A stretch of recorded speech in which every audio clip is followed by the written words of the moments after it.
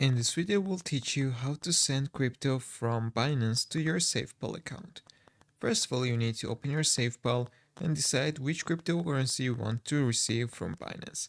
For example, if you want to receive Bitcoin, you can click on Bitcoin, then click on Receive, and here will be your wallet address on Safepal. You can copy your wallet address and then go to Binance. When you go to your Binance account, then you need to click Assets in the bottom right corner and click on Send.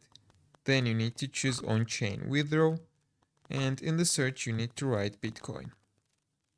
Select BTC, then you need to paste the wallet address you just copied from Safepal. The network will be automatically selected, and you need to choose the amount of Bitcoin you want to send from Binance to your Safepal account. Enter the amount, click withdraw, finalize the transaction, and in a few minutes you can check your balance on Safepal.